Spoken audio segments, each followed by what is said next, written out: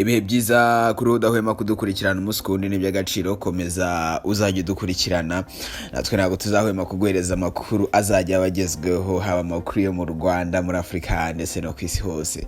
Twe tuguhereza amakuru y'imyidagaduro, amakuru y'imikino, amakuru y'ubukungu, amakuru ya politiki, amakuru yose abaho yose uzajya asanga hano ku Makuru Podcast. Icyo usabwa ni kimwe gusa, kora subscribe ukana kukazogera kugira ngo atazajya hagira inkuru nimwe igucika.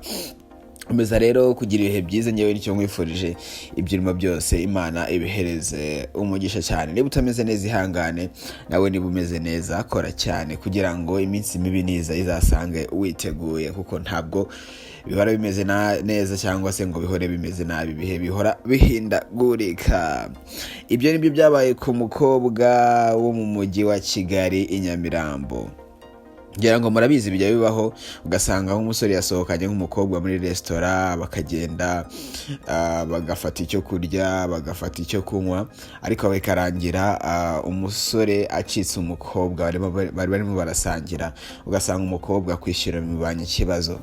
Bijya bibaho cyane mu mujyi wa Kigali ndetse n'ahandi hantu hose, ugasanga umukobwa yagiye nta mafaranga na make yafite, noneho umusore bagasangira, bamara gusangira umusore akabona nta mafaranga yo kwishyura afite, nyamara yakoresheje kuri ibyo biryo nawe ubundi agahita yigendera. Ibyo nibyo byabaye ku mukobwa rero inyamirambo, aho umukobwa yambuwe bimwe mu byo yari yambaye, ubundi baramureka aragenda kugira ngo azagaruke afite ayo mafaranga.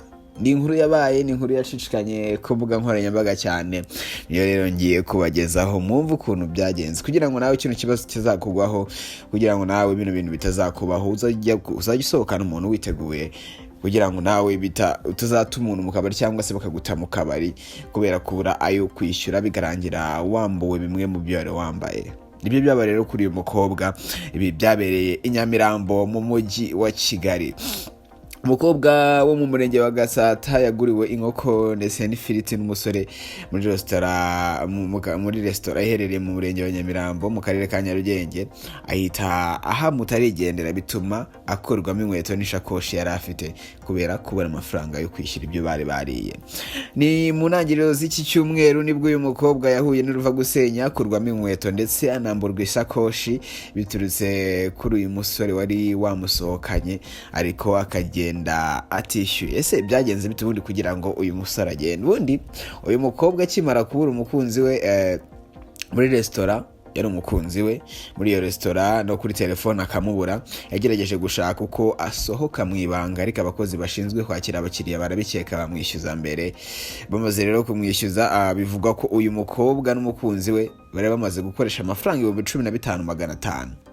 Uyu musore ngo yacitse amaze kurya akaguru kamwe k'inkoko.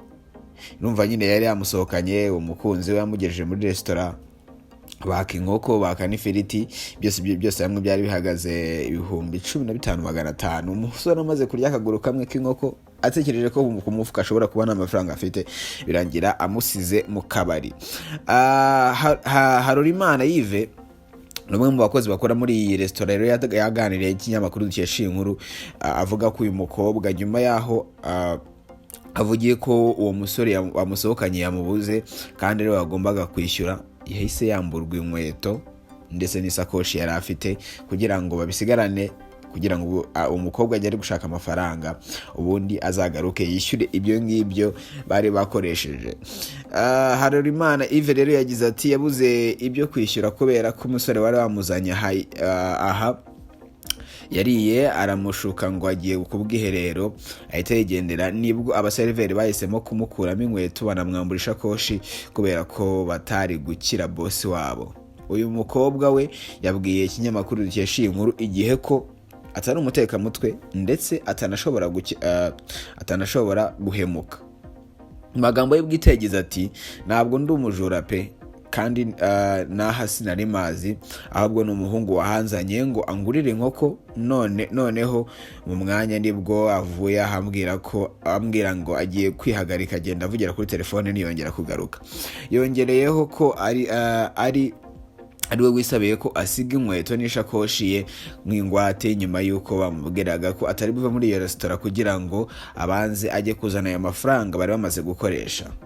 abakozi bo muri iyo resitora bo bavuga ko bahisemo gufata inkweto n'isakoshi ye bamutiza akamambiri kugira ngo bimutere imbaraga n'umuhate wo gushakisha ayo mafaranga bari bamaze gukoresha. N'amafaranga atari makeya, ni amafaranga 15,000 nyine gukora bikubwiye niyo bari bamaze gukoresha. Rero abakozi bo muri iyo resitora baravuze ngo oya, ntabwo wagenda gutyo gusa ujyanye ayo mafaranga yose ngo tukure kugende, ahubwo ugomba gusiga isakoshi ndetse n'inkweto kugira ngo uzazane ayo mafaranga vuba. Ibi bintu bibaho cyane, ibintu bireze cyane nujya gusohokana n'umuntu. Bamwe mu bakobwa bamaze kumenya ubwenge, ahubwo iyo basohokanye n'umuntu baba bafite amafaranga yabo ku ruhande, ku buryo haramutse habaye ikibazo cyo gutuma uwo muntu wagusohokanye utamwizeye ku buryo bw'umufuka, ugasanga agutaye mu kabari ku buryo ushobora kwirwanaho, cyangwa se ufite ahantu wakura amafaranga.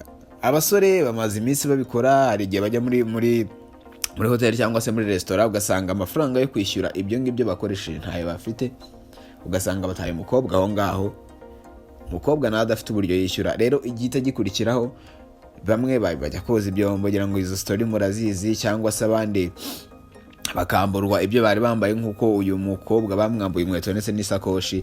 Rero ni byiza ko mu gihe cyose ugiye gusohoka, ugiye kujya hanze, kujya out n'umuntu wawe, ugiye nyine mu kabari, ugiye muri resitora, ugiye muri hoteli, cyangwa se ahandi hantu hose biyakirira cyangwa se basohokanira, ni byiza ko uba ufite backup, cyitwa nka backup, ku buryo isaha n'isaha bidashobora kurangiriraho ugasanga uvuye muri iyo resitora uba utambaye inkweto nk'uko umukobwa byamugendekeye, cyangwa se udafite isakoshi wari wajyanye. Ni byiza ko uba ufite ubundi buryo bwo kwirwanaho. Ngayo nguko rero, iyo niyo nkuru ya trendinze cyane, aho umukobwa agiye mu kabari gaherereye inyamirambo, bikarangira abuze amafaranga yo kwishyura, bikarangira bamwatsa isakoshi ndetse n'inkweto yari yambaye, bitewe n'umusore wagiye avugira kuri telefone, akagenda umuti wamerezayo ntagaruke, nyuma yo kurya akaguru kamwe k'inkoko.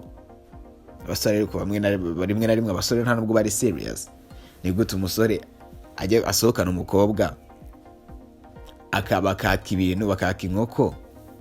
Umukobwa yanavuze ko bari bagiye muri ako kabari bagamije koko kurya inkoko.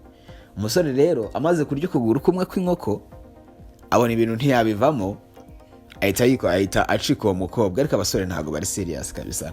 Abasore nabo bagomba kwisubiraho, ibi bintu ntabwo ari byo. Niba wasohokanye umuntu, ni byiza ko wamusohokanye, ni byiza ko wishyura.